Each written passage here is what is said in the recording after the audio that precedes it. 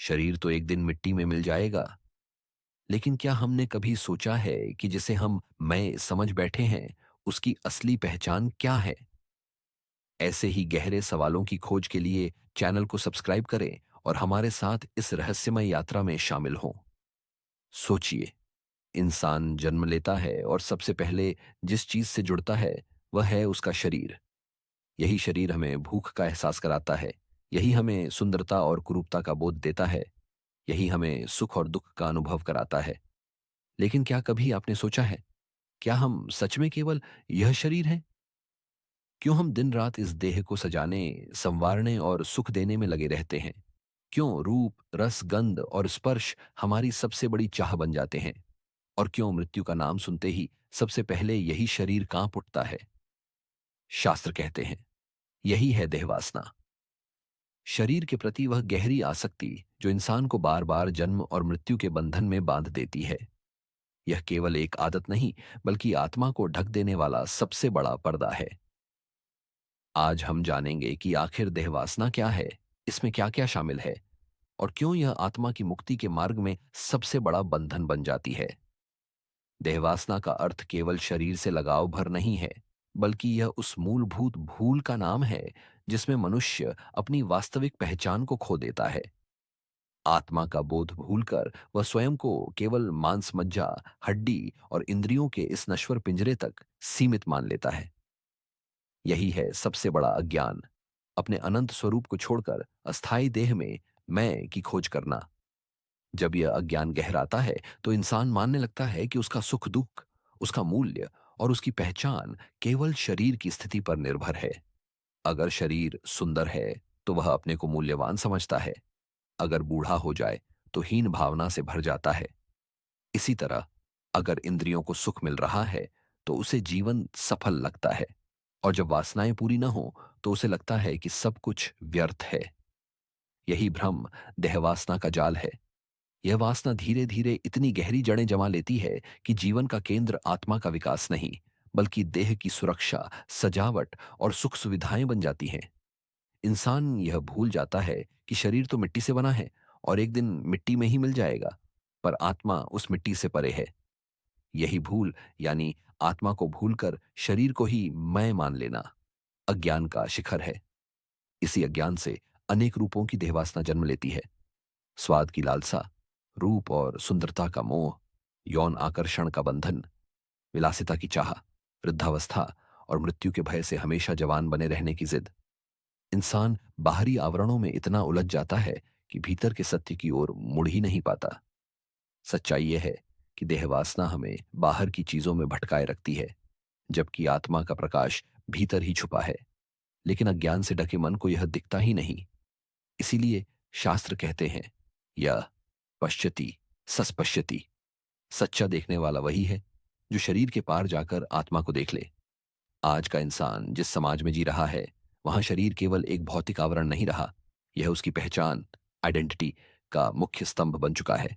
मानो आत्मा, चरित्र या ज्ञान की जगह अब केवल रूप रंग और बाहरी आकर्षण ही इंसान की कीमत तय करते हों। विज्ञापन उद्योग, फिल्में, सोशल मीडिया और ग्लैमर की दुनिया लगातार हमें यह संदेश देती रहती हैं कि सुंदरता ही शक्ति है, आकर्षण ही सफलता है और युवा दिखना ही जीवन का सार है। इस निरंतर संदेश ने मानव मन पर गहरा प्रभाव डाला है। इसी कारण हम देखते हैं कि लोग घंटों जिम में पसीना बहा रहे हैं, कॉस्मेटिक सर्जरी के पीछे लाखों रुपए खर्च कर रहे हैं और फैशन की दौड़ में बिना रुके भाग रहे हैं। यह सब केवल स्वास्थ्य या सौंदर्य का विषय नहीं रहा, बल्कि स्वीकार किए जाने और सफल दिखने का साधन बन गया है। मनोविज्ञान इस प्रवृत्ति को एक गहरे मानसिक पैटर्न से जोड़ता है। इंस्टेंट ग्रेटिफिकेशन, यानी तुरंत सुख पाने की आदत। जब भी हमारी इंद्रियां किसी सुख का अनुभव करती हैं, स्वादिष्ट भोजन, आकर्षक दृश्य, शारीरिक स्पर्श या सोशल मीडिया पर लाइक्स, तो मस्तिष्क में डोपामिन और एंडोर्फिन जैसे रसायन सक्रिय होते हैं। यह रसायन थोड़े समय के लिए हमें आनंद और संतोष का अनुभव कराते हैं, लेकिन यह अनुभव बेहद क्षणिक होता है। असर खत्म होते ही मन उसी सुख की ओर फिर भागता है। यही है सुख की वह अंतहीन दौड़ जिसमें आज का इंसान बंध चुका है। यह निरंतर दोहराया जाने वाला चक्र धीरे धीरे लत यानी एडिक्शन का रूप ले लेता है। इंसान को लगता है कि वह अपनी इच्छा से इन अनुभवों की तलाश कर रहा है, जबकि वास्तव में वह केवल मस्तिष्क द्वारा बनाए गए एक रासायनिक जाल में उलझा हुआ है। यही कारण है कि सोशल मीडिया पर घंटों स्क्रॉल करना, बार बार खाने पीने की तृष्णा और यौन उत्तेजना की खोज आज के समाज में इतनी गहरी पैठ बना चुकी है। वैज्ञानिक शोध इस बात की पुष्टि करते हैं कि यह साइकिल, क्षणिक सुख और उसकी पुनः खोज, मानव मन में असंतोष, एंग्जाइटी और डिप्रेशन को जन्म देता है। जब संतोष कभी स्थायी नहीं मिलता, तो भीतर एक खालीपन पनपता है। इंसान बाहर से जितना चमकता है, भीतर से उतना ही खोखला होता चला जाता है। हजारों साल पहले उपनिषदों और शास्त्रों ने जिस वासना को आत्मा का बंधन कहा था, आज आधुनिक विज्ञान उसी को मानसिक रोग का मूल कारण मान रहा है। फर्क सिर्फ इतना है कि शास्त्र इसे आध्यात्मिक अज्ञान कहते थे और विज्ञान इसे मानसिक असंतुलन। दोनों का निष्कर्ष एक ही है। जब तक इंसान देह वासना के चक्र में फंसा रहेगा, तब तक उसे स्थायी शांति, आनंद और आत्मबोध प्राप्त नहीं हो सकता। श्रीमद् भगवद गीता में श्री कृष्ण अर्जुन से कहते हैं कि काम ही सब दुखों का मूल है। गीता के अध्याय 3 श्लोक 37 में उन्होंने स्पष्ट किया, गद्य कामेश क्रोधेश रजोगुण समुद्भवा महाश्नो महापापमा विद्ये नमिह वैरिणम। अर्थात यह काम ही क्रोध का रूप ले लेता है और यही आत्मा का सबसे बड़ा शत्रु है। जब इंसान शरीर की इच्छाओं में फंस जाता है, तो उसकी विवेक बुद्धि नष्ट हो जाती है। गीता आगे बताती है कि देह वासना से बंधा हुआ मनुष्य बार बार मोह, क्रोध, लोभ और भय में उलझता है और इसी कारण आत्मा अपने असली स्वरूप को पहचान ही नहीं पाती। उपनिषदों की दृष्टि और भी गहरी है। बृहदारण्यक उपनिषद कहता है कि शरीर नश्वर है, आत्मा कभी नष्ट नहीं होती। वहां यह भी बताया गया है कि शरीर केवल आत्मा का आवरण है, एक वस्त्र की तरह। जब तक साधक इस आवरण को ही स्व मानता है, तब तक वह अज्ञान में है। लेकिन जैसे ही उसे यह अनुभव होता है कि मैं शरीर नहीं बल्कि चेतन आत्मा हूं, तभी मुक्ति का मार्ग खुलता है। छांदोग्य उपनिषद में आत्मा की तुलना उस अंश से की गई है जो सूर्य की किरणों की तरह शरीर में प्रवेश करता है, पर शरीर नष्ट हो जाने पर भी अपनी ज्योति खोता नहीं। इसी सत्य को संत कबीर ने अपने सहज शब्दों में कहा, देह धरे का दंड है, सब काहू को होए। ज्ञानी भोगे ज्ञान से, मूर्ख भोगे रोए। अर्थात शरीर होना अपने आप में एक परीक्षा है।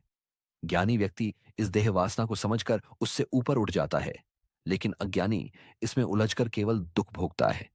इस तरह गीता और उपनिषद दोनों ही हमें यह सिखाते हैं कि देह वासना केवल मोह माया का जाल है। शरीर अस्थाई है, इच्छाएं भी क्षणिक हैं, लेकिन आत्मा शाश्वत है। जो साधक इस सत्य को पहचान लेता है, वही वास्तव में जन्म मरण से परे जाकर अमृतत्व का अनुभव करता है।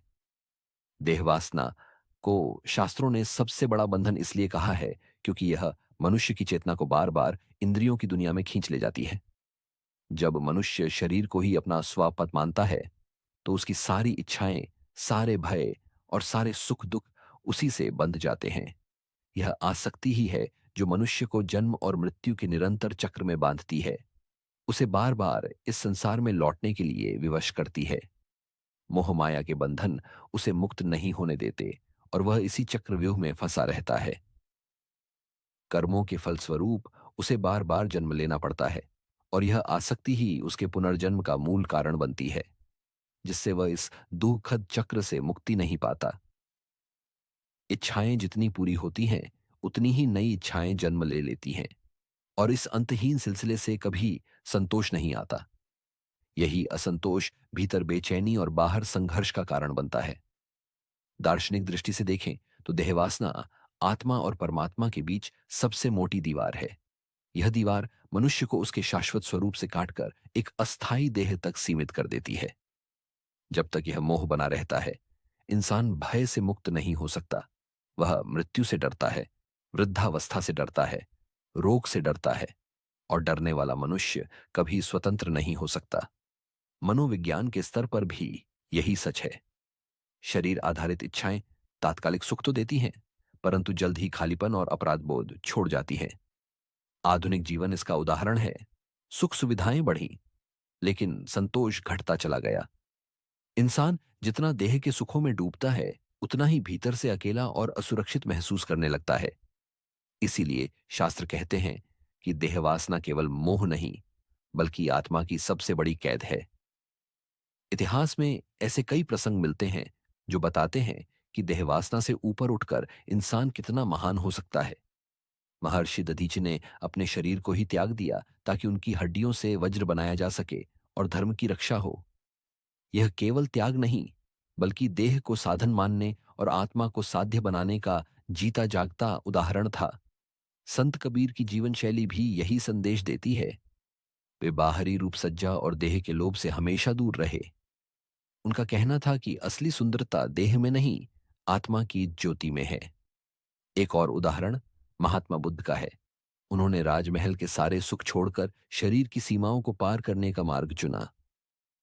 आधुनिक समय में भी हम देखते हैं कि कुछ साधक, सन्यासी या यहाँ तक कि वैज्ञानिक भी शरीर की सुविधाओं को न्यूनतम रखकर अपने उद्देश्य में डूब जाते हैं।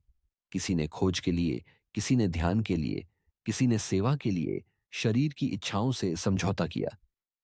इन सब की कहानियां यही बताती हैं कि जब इंसान का लक्ष्य आत्मा या उच्च उद्देश्य होता है, तो देहवासना का आकर्षण स्वाभाविक रूप से छोटा हो जाता है। एक महत्वपूर्ण प्रश्न यह उभरता है कि यदि शारीरिक आकर्षण और काम वासना इतनी प्रबल और गहरी जकड़न है, तो इससे मुक्ति का मार्ग क्या है? कैसे कोई व्यक्ति इस मोहपाश से छूट सकता है और स्वयं को इसके बंधन से आजाद कर सकता है? क्या कोई ऐसी विधि, कोई ऐसा अभ्यास या कोई ऐसा ज्ञान है जो इस बंधन से मुक्ति दिला सकता है और व्यक्ति को एक उच्चतर, अधिक आध्यात्मिक स्तर पर ले जा सकता है? यह जानना आवश्यक है कि क्या यह मुक्ति संभव है, और यदि हाँ, तो इसके लिए क्या प्रयास करने होंगे। इस बंधन की प्रकृति और इससे मुक्ति के उपायों को समझना बेहद जरूरी है, ताकि जीवन को अधिक सार्थक और पूर्ण बनाया जा सके। शास्त्र और संत परंपरा हमें इसके लिए कई मार्ग बताते हैं, जो सरल भी हैं और गहरे भी। देहवासना से मुक्ति पाने के लिए सबसे पहला कदम है अपने एसवी की पहचान बदलना। जब तक इंसान ये मानता है कि उसकी पहचान केवल शरीर है, तब तक वह इंद्रियों की इच्छाओं में ही उलझा रहेगा। लेकिन जैसे ही साधक बार बार खुद को याद दिलाने लगता है, मैं शरीर नहीं, मैं आत्मा हूं, वैसे वैसे भीतर का दृष्टिकोण बदलने लगता है। दूसरा उपाय है योग परंपरा। योग की परंपरा बताती है कि ध्यान ही सबसे सीधा मार्ग है। जब मन स्थिर होकर भीतर लौटता है, तो धीरे धीरे वह इंद्रियों के आकर्षण से मुक्त होने लगता है। ध्यान, प्राणायाम और साधना जैसे अभ्यासों के माध्यम से इस ऊर्जा को ऊर्ध्वगामी बनाया जा सकता है। इस प्रक्रिया को कुंडलिनी जागरण कहा जाता है, जहां मूलाधार चक्र में स्थित सुप्त ऊर्जा को जागृत कर ऊपर की ओर सहस्रार चक्र तक ले जाया जाता है। यह ऊर्जा रूपांतरण व्यक्ति को उच्च चेतना की ओर ले जाता है, जिससे आत्म साक्षात्कार और मोक्ष की प्राप्ति संभव होती है। साधक के सामने एक नया अनुभव खुलता है, जहां बाहरी सुख फीके लगने लगते हैं और भीतर की शांति अधिक आकर्षित करने लगती है। तीसरा उपाय है आत्मबोध। आत्मबोध की इस यात्रा में वैराग्य भी आवश्यक है। इसका मतलब जीवन से भागना नहीं, बल्कि वस्तुओं और परिस्थितियों को उनकी असली जगह पर देखना है। भोजन, रूप, आराम, ये सब जीवन का हिस्सा है, पर इन पर हमारी पहचान निर्भर नहीं करती। जब मनुष्य इन्हें साधन समझकर अपनाता है और साध्य आत्मा को बनाता है, तभी संतुलन पैदा होता है। इसके साथ ही सेवा और करुणा भी देहवासना से ऊपर उठने का मार्ग है, जिसको हम पांचवां उपाय भी बोल सकते हैं। देहवासना से मुक्त होने का रास्ता किसी दमन में नहीं, बल्कि रूपांतरण में है। जब मनुष्य दूसरों के लिए जीना सीखता है, तो उसका ध्यान केवल अपने शरीर और उसकी इच्छाओं पर केंद्रित नहीं रहता। वह अनुभव करता है कि जीवन का वास्तविक सुख देने में है, पाने में नहीं। यही परिवर्तन उसे धीरे धीरे आत्मिक स्वतंत्रता की ओर ले जाता है। छठा उपाय है ऊर्जा का रूपांतरण, जिसे ब्रह्मचर्य की उच्च अवस्था भी कहा जाता है। काम वासना और इंद्रिय इच्छाएं, जिन्हें प्रायः नकारात्मक या विक्षेपकारी शक्तियों के रूप में देखा जाता है, वास्तव में एक प्रकार की शक्ति या ऊर्जा का ही रूप है।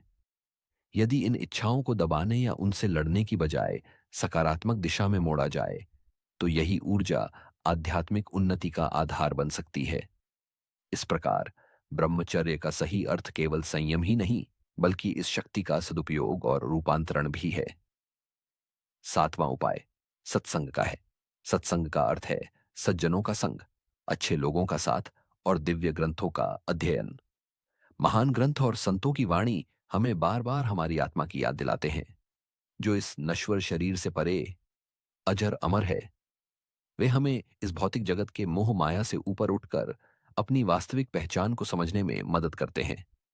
सत्संग हमें सकारात्मक ऊर्जा से भर देता है और हमारे मन को शांत और स्थिर बनाता है, जिससे हम देह के बंधनों से मुक्त होकर आत्म साक्षात्कार की ओर अग्रसर हो सकते हैं।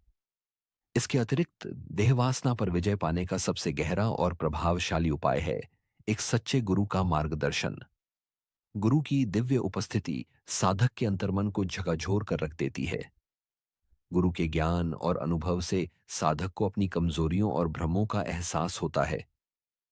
गुरु की कृपा से साधक के अंदर एक आध्यात्मिक जागृति उत्पन्न होती है, जिससे वह देहवासना के मोहपाश से मुक्त होने लगता है और आत्मज्ञान की ओर बढ़ता है। गुरु हमें सही मार्ग दिखाते हैं और जीवन की चुनौतियों का सामना करने की शक्ति प्रदान करते हैं। आखिर में यही समझना होगा कि देहवासना सिर्फ एक मोह नहीं, बल्कि जीवन का सबसे गहरा बंधन है। शरीर की इच्छाएं हमें पल भर का सुख देती है, लेकिन बदले में आत्मा को बार बार बंधन में डाल देती है। यही कारण है कि शास्त्र बार बार कहते हैं, शरीर साधन है, साध्य नहीं। जो साधक इस सत्य को पहचान लेता है, उसके लिए मृत्यु का भय भी मिट जाता है, क्योंकि वह जान लेता है कि नश्वर शरीर से परे एक अमर ज्योति विद्यमान है। जीवन एक गहन यात्रा है और इस यात्रा में हम अनेक प्रकार के बंधनों से जूझते हैं। शास्त्र और संत लगातार हमें चेताते आए हैं। इतिहास, संत साहित्य और आधुनिक जीवन तीनों हमें यही सिखाते हैं कि देहवासना में उलझा हुआ मनुष्य कभी पूर्ण आनंद को नहीं पा सकता। लेकिन जैसे ही इंसान सेवा, साधना और आत्मचिंतन के मार्ग पर चलता है, उसकी चेतना ऊंचाई पकड़ने लगती है। तभी भीतर से एक शांति जन्म लेती है, जो न इंद्रियों पर निर्भर होती है और न परिस्थितियों पर। यही आत्मिक स्वतंत्रता है, यही मुक्ति है। तो सवाल यह है, क्या हम अपने जीवन में देहवासना की जंजीरों को पहचान पा रहे हैं? क्या हम इन जंजीरों से मुक्त होने का प्रयास कर रहे हैं, या फिर शरीर के मोहजाल में ही उलझे हुए हैं? यह विचारणीय है कि देह के प्रति अत्यधिक आसक्ति हमें आध्यात्मिक विकास के पथ से भटका सकती है और हमारे जीवन के वास्तविक उद्देश्य से दूर कर सकती है। इसलिए आत्मविश्लेषण अनिवार्य है। हमें अपने विचारों और कर्मों को देखना होगा और यह समझना होगा कि कहीं हम इस बंधन में फंसे तो नहीं हैं। यदि हमें लगे कि हम फंसे हुए हैं, तो हमें सचेत प्रयास करने चाहिए। ध्यान, साधना, सेवा और आत्मबोध के मार्ग पर चलकर। अब निर्णय आपका है। आप देह की कैद में रहना चाहते हैं या आत्मा की स्वतंत्रता में उड़ना चाहते हैं? आपके विचार और अनुभव इस विषय पर बहुत महत्वपूर्ण हैं। कृपया उन्हें कमेंट में साझा करें, ताकि हम सब एक दूसरे से सीख सकें। और यदि यह विषय आपके दिल को छू गया हो, तो इस ज्ञान को औरों तक पहुंचाइए, ताकि वे भी देहवासना के बंधन से मुक्त होकर जीवन के सच्चे आनंद को पा सकें। आइए मिलकर इस महत्वपूर्ण विषय पर चिंतन करें और एक दूसरे का मार्गदर्शन बने।